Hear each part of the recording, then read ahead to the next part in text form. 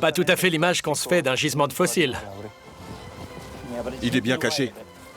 D'accord. C'est là? Oui, là-dessous.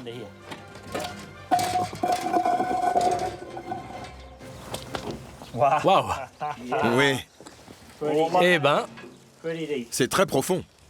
ça alors. Il va me falloir de l'aide pour descendre là-dedans.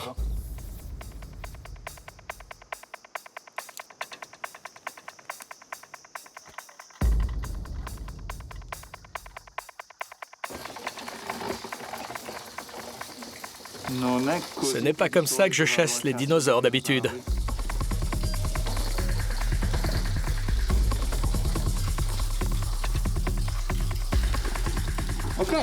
Voilà, on y est. C'est la première fois que les caméras de National Geographic pénètrent dans cette mine. Une mine dans tous les sens du terme. Une mine d'information, mais aussi la mine d'où ont été extraites les roches. Je m'apprête à m'aventurer à mon tour dans ce dédale de galeries.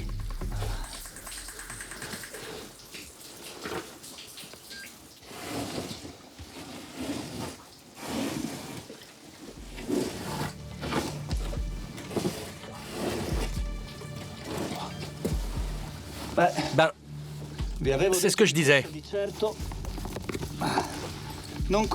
Ça ne correspond pas à la définition classique du gisement à dinosaures. C'est vraiment autre chose. Imaginez-vous ici quand cette mine était exploitée.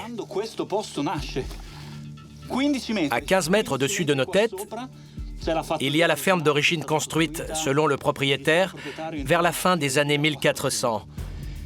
Cette mine a été créée pour fournir des tuiles à toute la région. Et c'est aussi au milieu de ces roches qu'est apparu le mégalosaure. Regardez ce que j'ai apporté dans la mine. Le voilà. Le fossile qui a rendu cet endroit légendaire. Regardez. Le fragment de mégalosaure. Il n'était pas juste posé comme ça sur les roches. Il était couché de cette manière, horizontalement, au cœur de ces roches. Il faut s'imaginer le squelette complet de l'animal étendu quelque part ici. On peut se demander combien d'autres fossiles doivent se trouver là. Pour autant, c'est un invité, si on peut dire. Pourquoi? Parce que la majorité des fossiles retrouvés dans ces roches n'ont rien à voir avec des dinosaures. Ce sont des oursins, des coquillages, des palourdes, des créatures qui démontrent que ces roches se sont formées dans une très vieille lagune.